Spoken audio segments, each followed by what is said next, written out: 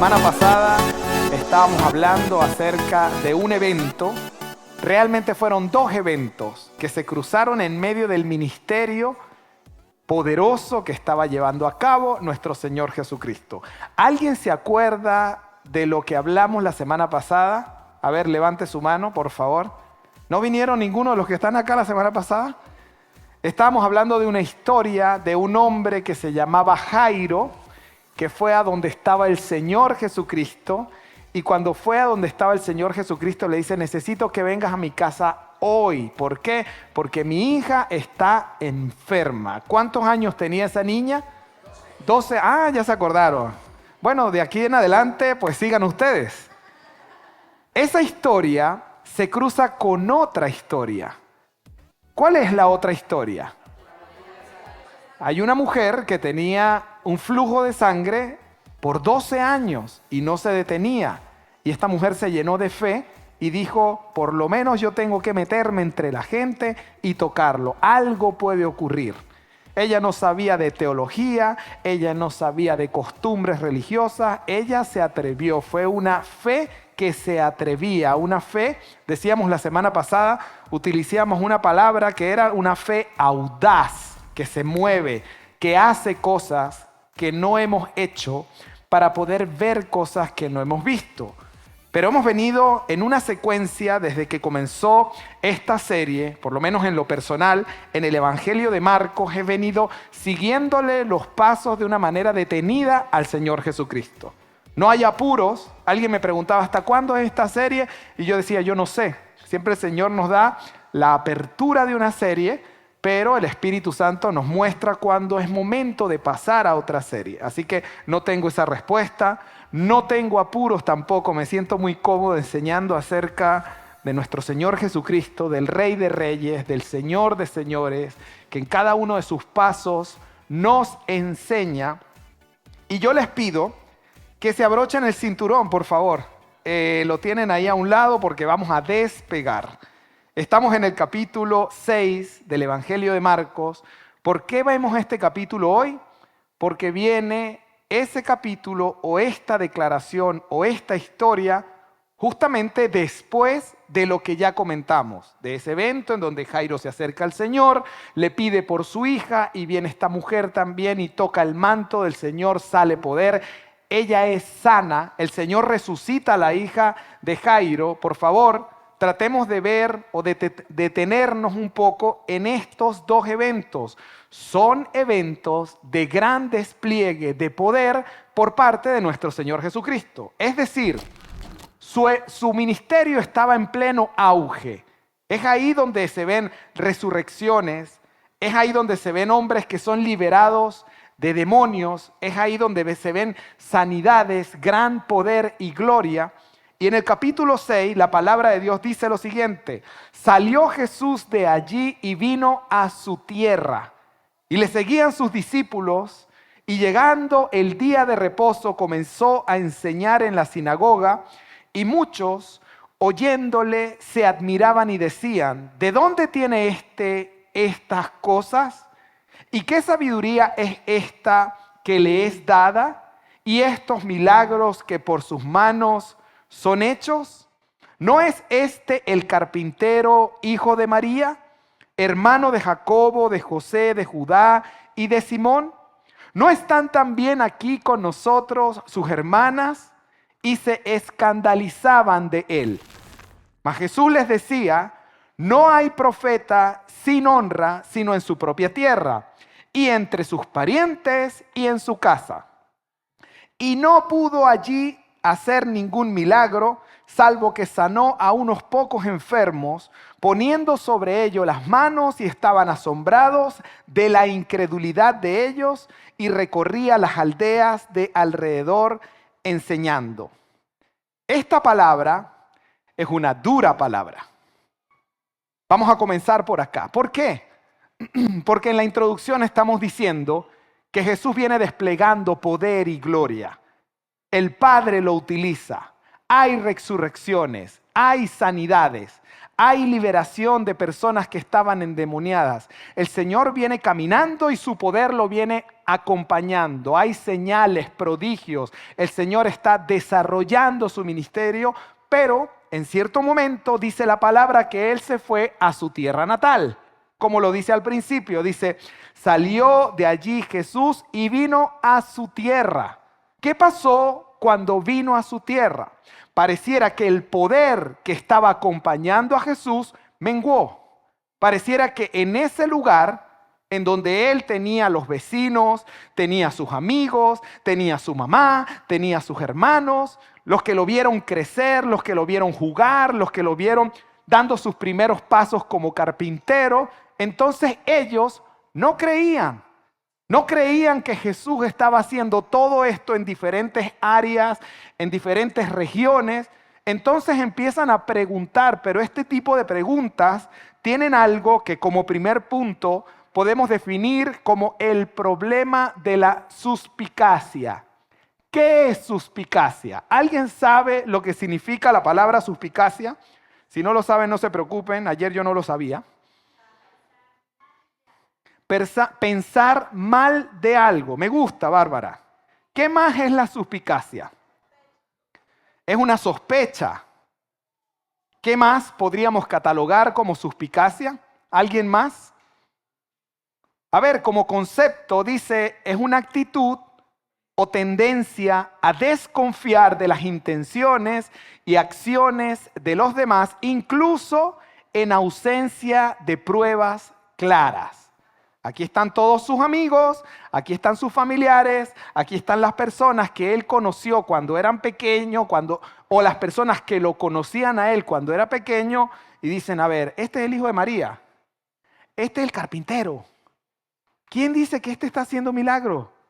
Pues si yo lo conozco, yo lo vi en la esquina cuando él era pequeñito y jugaba pelota ahí en la cuadra con los amigos. Empezaron a recordar acerca de Jesús porque lo conocían cuando era pequeño y no creían lo que Jesús estaba haciendo en otras regiones. Y por esta razón, Jesús en ese lugar no pudo hacer milagros, no pudo hacer señales, no pudo hacer sino unos tantos prodigios, y da una declaración muy fuerte porque él dice más adelante, mas Jesús les decía, no hay profeta sin honra, sino en su propia tierra y entre sus parientes y en su casa. Y dice la palabra, y no pudo hacer allí ningún milagro. Lucas lo define de una manera diferente. Saben que hay un evento, pero una cosa es lo que ve Mateo, otra cosa es lo que ve Lucas, otra cosa es lo que ve Juan. Entonces, a veces cuando leemos la Biblia, encontramos una misma historia en diferentes evangelios con algunos datos que nos aporta más. Y Lucas aporta un poco más porque él dice lo siguiente. Vino a Nazaret, donde se había criado, y en el día de reposo entró en la sinagoga conforme a su costumbre y se levantó a leer. Y se le dio el libro del profeta Isaías, y habiendo abierto el libro, halló el lugar donde estaba escrito, el Espíritu del Señor está sobre mí, por cuanto me ha ungido para dar buenas nuevas a los pobres, me ha enviado a sanar a los quebrantados de corazón, a pregonar libertad a los cautivos y vista a los ciegos, a poner en libertad a los oprimidos, a predicar el año agradable del Señor. Y enrollando el libro, ¿por qué se dice enrollando? Porque era un papiro y el papiro se enrolla. Entonces dice la palabra, y enrollando el libro, lo dio al ministro y se sentó, y a los ojos de todos en la sinagoga estaban fijos en él. Y comenzó a decirles, hoy se ha cumplido esta escritura delante de vosotros. Y todos daban buen testimonio de él y estaban maravillados de las palabras de gracia que salían de su boca y decían, ahí comenzaron nuevamente este tipo de preguntas, ¿no es este el hijo de José? Él les dijo, sin duda me diréis este refrán, médico, cúrate a ti mismo de tantas cosas que hemos oído que se han hecho en Capernaum. Haz también aquí en tu tierra. Y añadió, de cierto os digo, que ningún profeta es acepto en su propia tierra.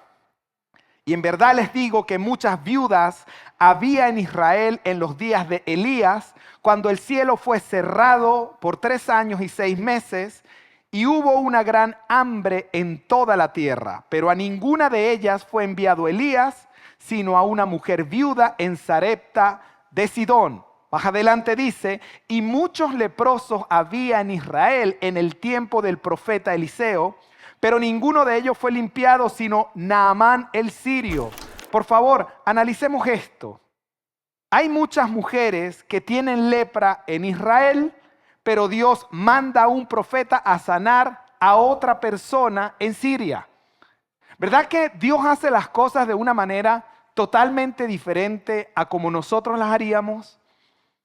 Si yo fuera Dios, primero voy a los de mi tierra. Y digo, hay muchas mujeres que tienen lepra allá, vamos a sanar primero a las mujeres de Israel. Ah, no, pero Dios manda a este profeta bien lejos a sanar a un sirio y no manda a sanar a los de su propia tierra.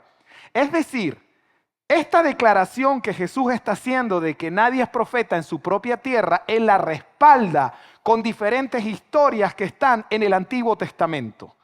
Y estas historias nos muestran a veces lo incoherente para nuestro entendimiento que puede llegar a ser Dios, pero por alguna razón el Señor dijo, nadie es profeta en su propia tierra.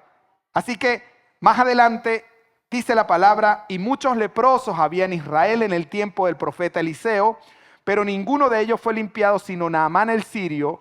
Al oír estas cosas, todos en la sinagoga se llenaron de ira y levantándose, le echaron fuera de la ciudad y le llevaron hasta la cumbre del monte, sobre el cual estaba edificada la ciudad de ellos para despeñarle. Mas él pasó en medio de ellos y se fue. ¿Han visto ese capítulo en The Chosen? Yo lo he visto. Pero no se le ocurre otro lugar al Señor Jesucristo al momento de revelarles a todos ellos que se estaba cumpliendo la profecía de Isaías, que hacerlo en su propia tierra.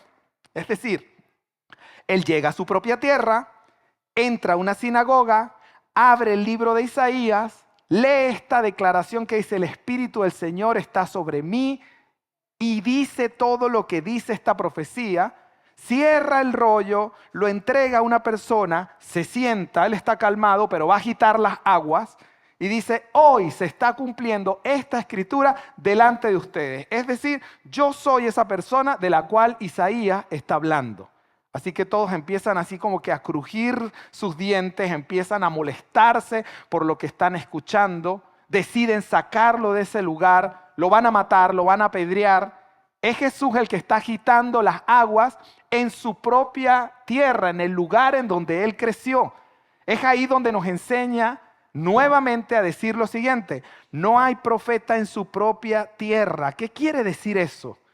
No sé si alguien ha vivido este tipo de experiencias que Jesús expresa en su propia vida. A ver, ¿alguien puede levantar la mano que pueda haber vivido esa experiencia? Robert, gracias. Carla, Agustín, gracias por lo que dices.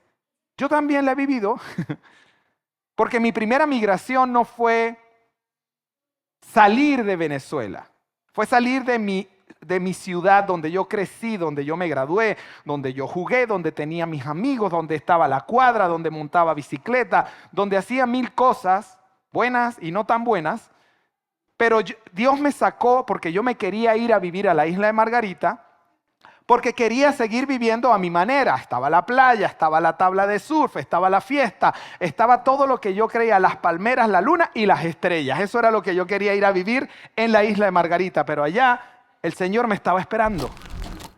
Y cuando yo conocí al Señor, comencé a crecer, comencé a indagar, comencé a llenarme de su presencia, comencé a experimentar su palabra, a compartirla también. Primero a recibir, pero también a compartir. El Señor comenzó a utilizarme, no solo a mí, a mi esposa. En Margarita nos casamos, no nos habíamos casado. Así que nuestra vida comenzó a entrar en el orden de Dios. Y cuando nuestra vida comenzó a entrar en el orden de Dios, pues Él decidió utilizarnos como un matrimonio, como una familia, referente para otra familia. Pero llegaba el momento en donde yo también quería ir a mi casa. Y cuando yo iba a mi casa, yo decía, me sentía como pajarito en grama. Este lugar cambió, ya no están mis amigos se fueron, todo cambia. Llega un momento que donde Dios decía, yo me quiero ir nuevamente para la isla porque yo sentía que en la isla el Señor me utilizaba, pero en mi propia casa o en mi propio hogar donde estaba entre mi gente, pues ellos fueron los que me vieron crecer. Y, sí, Armando, sí, ahora tú predicas la palabra. Tú que estabas el otro día, no, por favor, no digas nada. Eso fue lo que le estaba pasando al Señor Jesucristo. Y su poder era diferente. Su poder menguó. Él venía resucitando. Él venía sanando. Él venía haciendo señales, prodigios, predicando con fuerza, con poder, con denuedo. La gente estaba aceptando, se estaban convirtiendo. Pero cuando Él dice, me voy a mi tierra, entonces dice la palabra que ahí Él no pudo hacer milagros, o hizo 2 o 3. Y también dice la palabra que Él suelta esta declaración que dice, nadie es profeta en su propia tierra. Así que como primer punto, nosotros hablábamos de lo que es el problema de la suspicacia. Necesitas experimentar eso con tu gente. Probablemente muchos de nosotros anhelamos regresar a casa. Y yo le decía ayer al Señor, Señor, ¿es en serio que yo tengo que predicar esto el día de mañana? ¿Por qué será que hay risas por ahí en el ambiente? Porque muchos de nosotros, lamentablemente, nos dejamos mover por nuestras emociones y nuestros sentimientos. Dios tiene planes con las naciones. Y hoy hemos orado por el plan que Dios tiene con nuestra nación Venezuela, con la nación de Chile, con la nación de Uruguay, con la Argentina, con toda Sudamérica, con el mundo entero, con África, Oceanía. Pero Dios tiene también propósitos de manera personal. Y si tu propósito personal se une con el propósito que Dios tiene con Venezuela como nación, perfecto, hacia adelante, oramos, bendecimos y enviamos. Pero si eso no es así, no cometas el error de moverte del lugar a donde Dios te ha plantado para poder florecer. ¿Por qué? Porque lo que Dios ha venido haciendo en tu vida hasta ahora puede llegar a menguar, como pasó en la vida del Señor Jesucristo. Y es por eso que Él nos dice, nadie es profeta en su propia tierra. ¿Se entiende, amada familia, lo que estamos recibiendo, verdad? Más adelante, encontramos lo siguiente. Cuando yo leí en el 27, había muchos leprosos en Israel en aquel tiempo, pero Eliseo dice, del profeta Eliseo, pero ninguno de ellos fue limpiado sino Naamán el sirio. Es que Dios mueve sus piezas. Dios te envía, Dios te mueve. Nosotros venimos de un ministerio de un hombre y una mujer mexicanos que tomaron la determinación de obedecerle al Señor y viajar de isla desde México, desde Puerto Vallarta hasta Isla Margarita en Venezuela. Y hasta el día de hoy, 30 años después, la iglesia ha venido creciendo no solamente en Margarita, sino en diferentes partes del mundo. El Señor nos movió de Isla Margarita hasta Santiago de Chile y quiero hacer una pregunta. ¿Hay alguien que ha conocido al Señor a través de este ministerio en particular que pueda levantar la mano en esta hermosa tarde, que por primera vez vinieron a los pies de Cristo? ¿Nadie? Sí, bienvenida. ¿Por qué no le damos un fuerte aplauso? Aquí también está Robert, otras personas.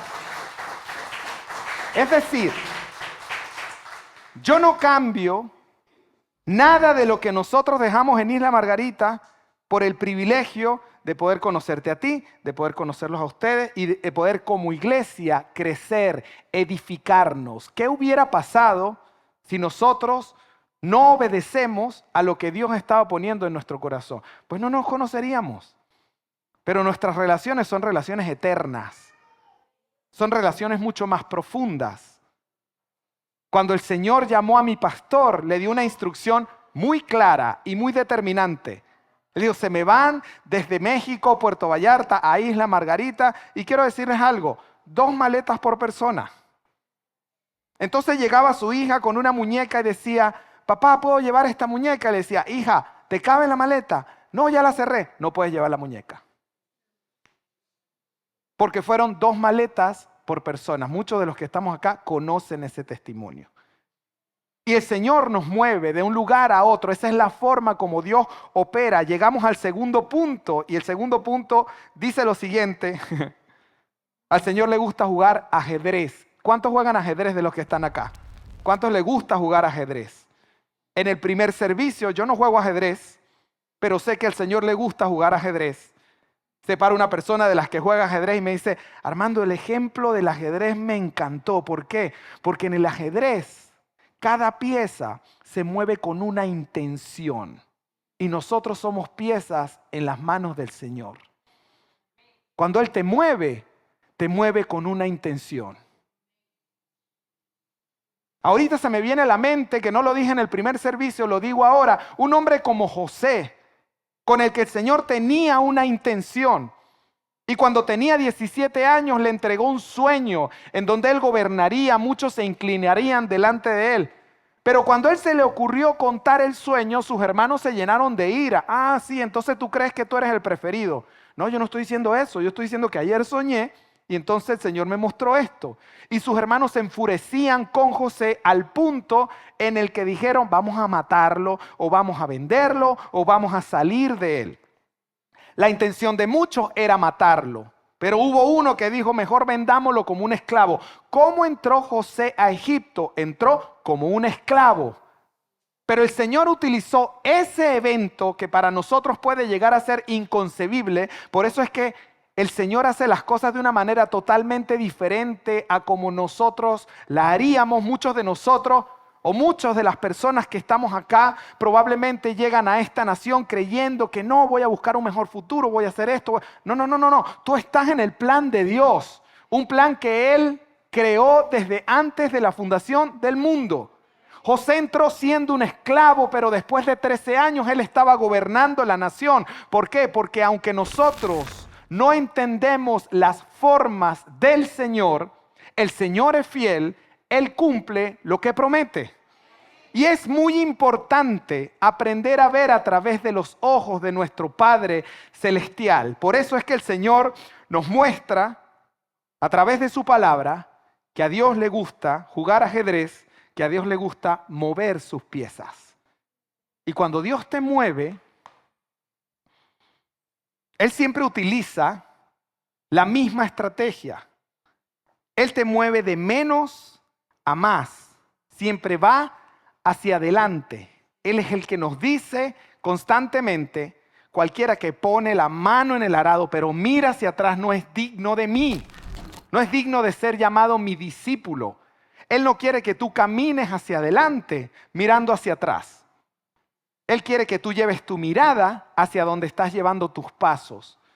Muchas personas, por estos 7 años nos ha tocado luchar con el hecho de estar aquí, pero con la mente en otro lado.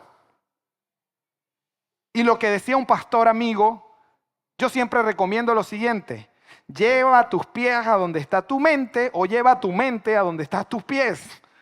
Pero mientras tú, estés caminando, pero estés lamentablemente mirando hacia atrás, no puedes ser efectivo ni aquí ni allá. No vas a ser efectivo en ningún lugar. ¿Se comprende, familia?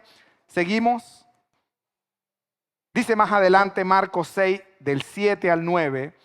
Después llamó a los 12 y comenzó a enviarlos de 2 en 2 y les dio autoridad sobre los espíritus inmundos y les mandó que no llevasen nada para el camino, sino solamente bordón, ni alforja, dice acá, ni pan, ni dinero en el cinto, sino que calzasen sandalias y no vistiesen 2 túnicas. Aquí llegamos al otro punto. El equipaje de un hijo de Dios es un equipaje liviano. Tienes que aprender a andar liviano, porque el Señor cuando te mueve, probablemente en vez de decirte 2 maletas, te dice, mira, una sola. No son 2 maletas. Más liviano que mi propio pastor. ¿Y qué vas a hacer si el Señor un día te dice, te quiero en otro lugar? Yo sé que muchos les gustaría que dijera, sí, Señor, yo te obedezco. Yo sé que tú me quieres en Venezuela. Y sobre todo hoy, Señor, estoy afirmando esta palabra. No, pero la invitación en esta hermosa tarde es que tú le digas, Señor, donde tú quieras, a la hora que tú quieras, haciendo lo que tú quieras. Eso es cristianismo puro en su máxima expresión. El que quiera seguir en pos de mí, niéguese a sí mismo, tome su cruz y sígame. Eso es lo que dice el Señor. Eso es lo que ha expresado Jesús. Eso es cristianismo puro. Eso es lo que Dios quiere que tú hagas realidad. Que tú vivas por fe y no por vista. Que tú estés detrás del próximo paso que el Maestro tenga para tu vida. Que no sean mis propios deseos, que no sean mis propias intenciones, que no sean mis propias emociones. Que cuando el Señor te diga, vamos, tú puedas decir, sí, Señor, vamos. ¿A dónde iremos? Solamente tú tienes palabras de vida eterna. Yo quiero estar en el lugar donde tú quieres que yo esté. Y saliendo predicaban que los hombres se arrepintiesen y echaban fuera demonios. ¿Qué estaban haciendo ellos? Echando fuera demonios y ungían con aceite a muchos enfermos. ¿Y los enfermos qué pasaba? Se sanaban. Punto número 3. El poder de Dios sobre tu vida está directamente relacionado con el lugar donde Él quiere que tú y yo estemos. A ver, repito esto. El poder de Dios sobre tu vida está directamente relacionado con el lugar donde Él quiere que tú y yo estemos. Sí, por favor, tómenle fotos, tómenle fotos, tómenle fotos, tómenle fotos. Tómenle fotos a eso que está ahí, por favor. Y cuando llegues a tu casa, léelo una vez, léelo 2 veces, léelo, léelo, léelo, léelo. ¿Qué pasó cuando Jesús se fue a su tierra? Y estaba ahí con la mamá, con los primos, con los amigos, con el que monté patineta, con el que me lancé en un tobogán, con el que rumbié toda la noche. ¿No creyeron? Ah, sí, tú me vas a decir ahora que el Padre te está usando y que tú estás sacando demonios. No. Yo sé que tú eres el hijo del carpintero. Y dice la palabra que él ahí no pudo hacer muchas cosas. Como las personas que alzaron la mano al principio, les ha ocurrido cuando a veces nosotros regresamos y queremos hacer la obra de Dios en el lugar donde hemos crecido. Amén. ¿Se entiende esto, familia? Porque yo decía que siempre de menos a más el Señor, como si fuéramos peones en un tablero de ajedrez, nos va moviendo con una intención. La iglesia debe ser como un aeropuerto en donde muchos de nosotros aterrizamos por un tiempo, nos fortalecemos, crecemos, arropamos una visión, somos capacitados, apóstoles, profetas, evangelistas, pastores y maestros están para la edificación de los santos, para la obra del ministerio. Eso es lo que dice la palabra de Dios. Un lugar en donde yo puedo salir henchido de su poder. Un lugar en donde yo puedo arreglar mi familia. Un lugar en donde yo aprendo a tratar a mi esposa y a respetarla. Un lugar en donde la esposa aprende a darle su lugar al marido. Un lugar donde la familia es un faro de luz a las naciones. Son referentes. Muchas personas se acercan a nosotros porque quieren saber cómo nosotros hacemos. No Armando Lobo, cada uno de los que estamos en este lugar. ¿Sabes dónde Dios te da la sabiduría para poder ordenar tu vida? En la iglesia. Y cuando Dios cree que tú y yo estamos listos, te dispara para otro lugar. Y tu maleta debe estar liviana. Y si tú te sales de esa área en donde el Señor te quiere, cometes un grave error. Porque no vas a poder fluir de la manera como has venido fluyendo cuando el Señor deja caer sobre ti una unción especial para que esa unción pueda tocar la vida de otras personas. Así que por eso decimos lo siguiente: el poder de Dios sobre tu vida está directamente relacionado con el lugar donde Él quiere que tú y yo estemos. Yo decía en el primer servicio, como testimonio personal, que yo no quería venir a ningún país de Latinoamérica. Esa es la verdad, el Padre lo sabe. Dios nos había permitido hacer conexiones en otros países, habíamos viajado. Y yo decía, no, bueno, o es para allá o es para allá, pero de Venezuela hacia abajo yo no quiero ir a ningún lugar. Ese era yo. Y el Señor riéndose, así como Silvia, de lo que yo estaba pensando en ese momento. ¿Tú crees que tú vas a hacer tu voluntad? No, tú vas a hacer mi voluntad, decía el Padre. Y esa es la mejor evidencia de que nosotros estamos en este lugar, porque el Señor nos envió a este lugar. ¿Eres capaz de decirle al Señor en este momento, Señor, a donde tú quieras que yo esté, ahí yo voy a estar? Puedes levantar tu mano en fe, cerrar tus ojos y decir, Señor, donde tú quieras, a la hora que tú quieras, haciendo lo que tú quieras, Señor. Porque yo he decidido seguirte. Porque te sigo, Señor, no solamente con mis palabras, yo te sigo con mis acciones. En el nombre de Jesús declaramos, Señor, que tu pueblo se levanta, Señor. Y nos levantamos a través de las naciones para hacer luz, esperando tu venida y manifestando tu poder y tu gloria en el nombre de nuestro Señor Jesucristo. ¿Por qué no le damos un fuerte aplauso al Señor?